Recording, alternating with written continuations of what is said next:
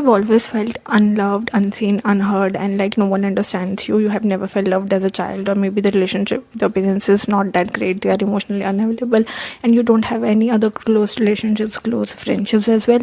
Then you might put all those expectations of love onto romantic love, and I have done that. And now what happens is that your entire source of connection becomes that romantic relationship. And of course, we know that romantic relationships are one of the most important and closest connections you can have.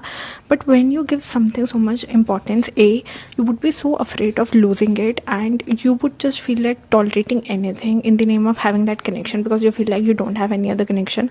So you might also ignore the red flags, especially if you don't feel comfortable being on your own.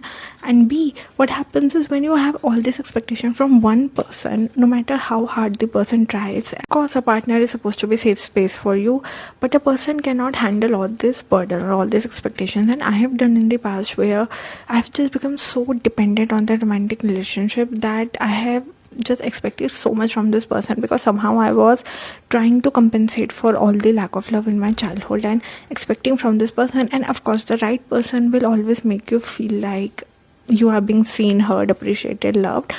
But you also need to fill that void with your own self, because we all are humans, we all make mistakes, we all have our own lives, our stuff to deal with.